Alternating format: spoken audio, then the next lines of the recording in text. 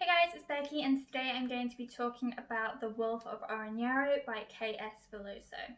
The Wolf of Oren-Yaro follows our Queen Talyien, who has a divided land, you could say. Her and her husband married to connect two families and to bring peace to the land, but when her husband left, she has a lot of people who don't quite believe in her abilities to lead their people. Because of this, when he reaches out years later, she goes to a different land to try and make a peace treaty with him and bring him back to her home. But things happen, this all goes wrong, and she's now stuck in this strange land that she doesn't know anything about, and she doesn't quite know who to trust. I picked up The Wolf of Oren-Yaro because I saw other people talking about how good it was, and I was really intrigued, and so I picked it up sooner than my other books.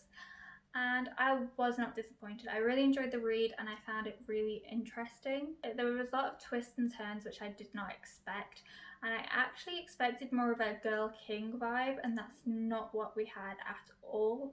Talyien is like a really strong queen character, and she has lots of insecurities and underconfidence as well. And I really enjoyed this merge of the two things into one person and the character depth it brought. The book as a whole is very character focused, and it focuses mainly on Talyien as the driver for the entire book. We need to understand her motivations and what she wants out of life to understand where the book is going. I really enjoyed the exploration of her as a queen who's had to be tough because of her being royalty, but then also being herself and to grow into being herself with other people who she learns to trust. We find out pretty quickly in the book that whilst Talyien has been prepped from a very young age to be a ruler, she was being prepped mainly to be a wife to a ruler. She wasn't meant to be ruling in his stead. Because of this, she is also very naive and she doesn't understand everything that's happening in the book. And I really enjoyed that both these aspects, her being a mother, a wife, and a queen, all motivated her decision-making process. She makes poor judgments in some cases, but a lot of the times these decisions are made off the back of trying to be a good mother or a good wife or a good queen. So we understand fully why she's making these bad decisions, because she thinks it's going to help her in one of these cases, or all of these cases, or some of these cases. And a lot of the time it doesn't really help.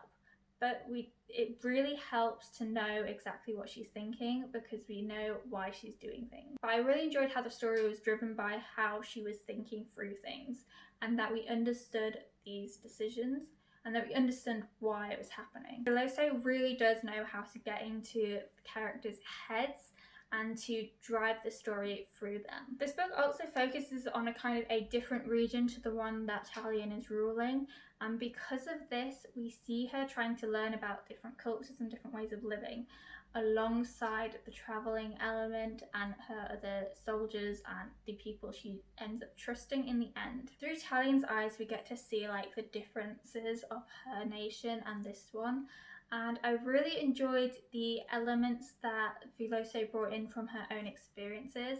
She's actually Filipino, so all of the kind of mentions of the outfits, the ways of eating, and all those additional small details really do help bring home that these regions are probably very Asian inspired, and you get that really immediately from the beginning of the book. I would say initially the book starts off quite slow as we're introduced to the characters and the world, but it soon picks up quickly as soon as we kind of travel from her homeland. This book contains assassinations, it has daring escapes, and it also has deep-rooted mysteries, which we go on a long and an action-packed adventure to discover the answers to. But alongside this action and this plot, we do get so much character development. So while we understand the motivations of Talyien from the beginning, I really enjoyed how she develops and matures into a better person by the end of the book because she overcomes some of the insecurities she had. We also get character development for some of the secondary characters, such as her cousin and lead guard, and her best friend from childhood and her husband, as well as some of the more villain type people in this book. Speaking of villains, this book doesn't have a true villain. There are people that are actively opposing our main character, such as her husband, but we don't know whether he's actually the villain or not, because he's just has a different point of view to our main character. He's not overtly bad. And then there's some other characters that show up and you question whether they're going to be the big bad villain. And this kind of changes and chops depending on which scene we're in. We're never quite sure who's actually bad or not. And I've really enjoyed this because we're not waiting for like this one person to appear and for there to be a big fight scene. And it's a lot more mysterious that way and has a lot more tension throughout the entirety of the book. On top of this, I really enjoyed the secondary characters and the relationships they had with Talyien. As I said before, the book is driven by Talyien and her motivations. So we see her relationships with all these different people, whether it's her ex-husband, her ex-best friend, her new friend, or her guards. All of them have kind of a backstory which makes us understand her relationship to them and why she acts differently to each of them. Additionally, we meet someone in this new land. We meet Kine, who is a person from the land she's visiting, and she discovers that she can be very true to herself with him, and she trusts him, and she becomes more of herself rather than the figurehead queen or mother or wife that she's kind of attributed her entire personality onto. This is even further emphasized by her lack of relationship with her cousin, who is also one of her guards, because even though they're family, she's never really had to be herself because she's always been the queen and she's always been in charge. And so her guard is her cousin, but is also one of her kind of people and has to obey. So overall, I really loved this book. I'm not normally one to enjoy character-driven books, but this one really took me by surprise. I really enjoyed Talyien, I really enjoyed the secondary characters, and I really enjoyed the overall plot line.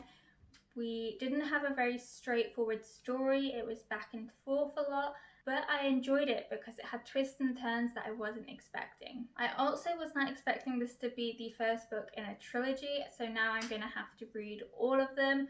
Hopefully they all come out sooner rather than later. I'm really excited to get my hands on the next book and find out exactly what happens, because the book also ends in a pretty good cliffhanger as to, oh my god, what is she going to do now? But thank you guys for watching, and I hope to see you again soon.